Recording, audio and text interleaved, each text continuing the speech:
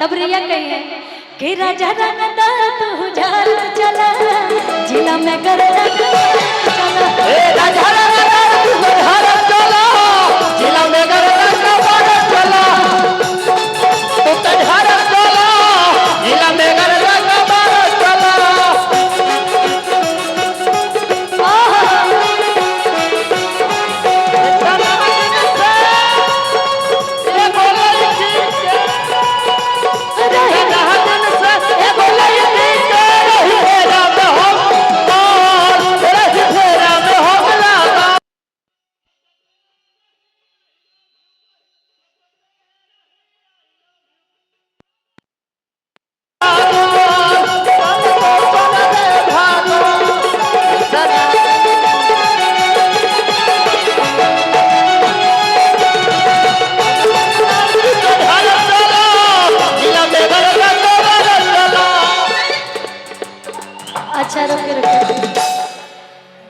आपके शादी हो गई बा?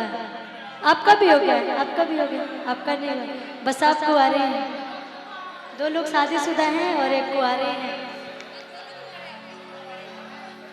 हम भी ठीक है, लेकिन मुन्ना भैया खुशी बताई थी ना, ये खुशी जी कुंवारे हैं, लेकिन आजकल शादीशुदा लोग से ज्यादा दिल लगाता है। जो शादीशुदा रहा तो उससे ज्यादा दिल लगाता है।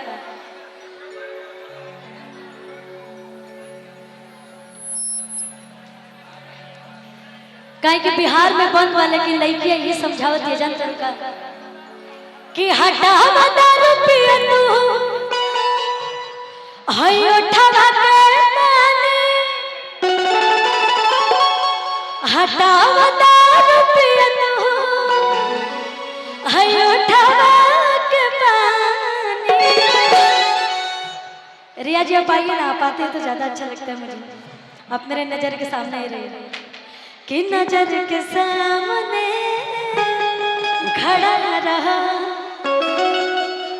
कि हटा बता रुपया तू हई उठा के पानी कि छोड़ा राजा गजब संभारा मर जवान छोड़ा राजा गजब संभारा मर जवान छोड़ा राजा गजब संभारा छोड़ा राजा गजब संभारा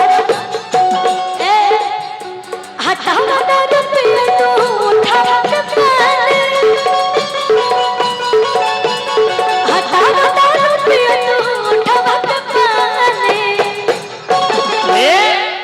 कि जैसे चूहे महुआ राजा चूहे हुए डाला महुआ राजा चूहे मरवा जैसे चूहे महुआ राजा चूहे मरवा महुआ राजा चूहे मरवा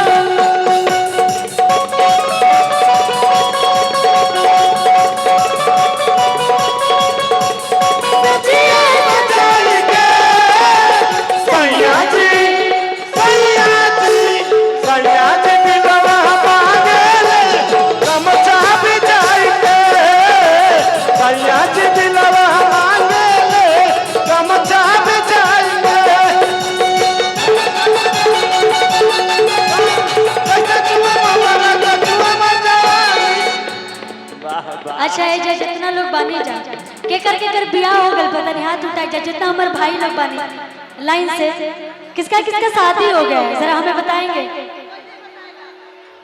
किसी का नहीं हुआ? अच्छा किसका किसका नहीं हुआ जरा वो लोग बताइए किसका किसका शादी नहीं हुआ? किसका किसका सबका शादी हो गया है? हो गया है शादी? अच्छा अभी हम बोले किसका किसका शादी नहीं हुआ है, किसका किसका शादी हो गया है तो कोई नहीं हाथ उठाया। अब पूछे किसका किसका शादी नहीं हुआ है तो पीछे हमारे चाचा जी भी हाथ उठा रहे हैं मेरा भी शादी नहीं हुआ। बताइए के को शादी करे के विचार बा चाचा जी आपके? 3 गो घोर कल जो का गल बा। अब एमे हम नहीं की कह सकत कहीं घर वाली रह वीडियो देख लेली तो फिर कल्याण आप 4 गो करिएगा। चलिए ठीक है, कोई तो रिकॉर्ड तोड़ने वाला है यहाँ पे कि छोड़ा राजा गाजा अब संभारा पर जवानी छोड़ा राजा गाजा अब संभारा पर जवानी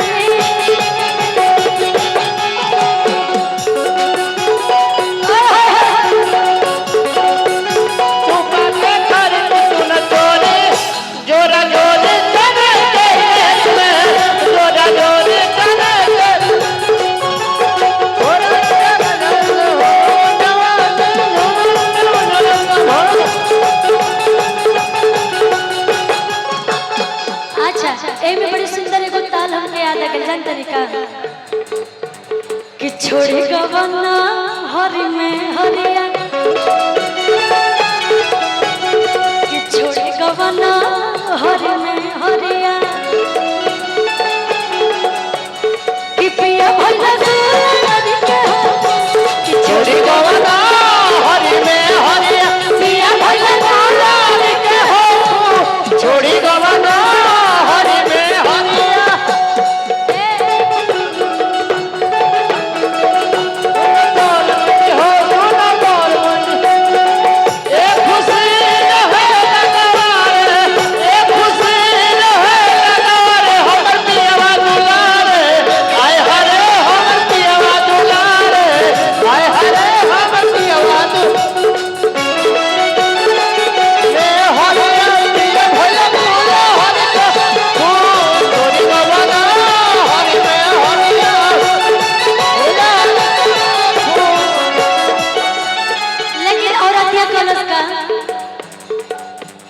कि कौन सवतिया मरले बपतिया कौन सवतिया मरले बपतिया अपने गुजरिया के गइल तू भूल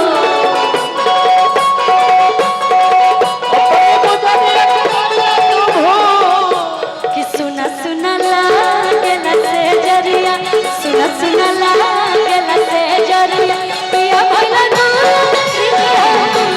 छोड़ी गवना हरि में हरिया पिया भइला लाल के हो कि छोड़ी गवना हरि में हरिया पिया भइला लगे यही में हमर गोलू भैया का गेले जान चला कि ये हो भौजी करब ना रोपनिया ये हो भौजी करब ना रोपनिया बोलो ना सुधनिया खइबो का ए हो भैया काला करे रोपनिया तोहरा सुधनिया खइबो का ये हो भौजी करब ना रोपनिया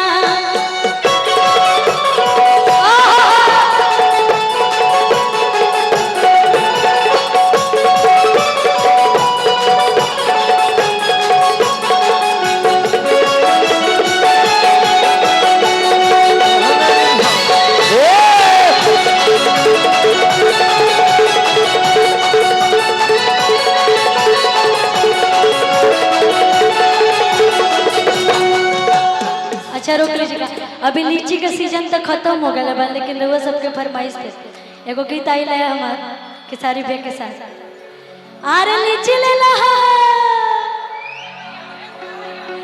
लेकिन टेंगे टेंगे नजर नहीं आ रहा है जब तक टेंगे टेंगे को नहीं भेजिएगा फिर हम नहीं गाएंगे इस गीत का मजा नहीं आएगा कोई टेंगे टेंगे आया है कि नहीं आया ये हमारे सामने 4 लोग बैठे हैं लेकिन आइए ना प्लीज घर वाले से डरा तड़ा मम्मी पापा आइल वालो मम्मी पापा आए बहुत ही जल्द मैं मंच पर आमंत्रित करूंगा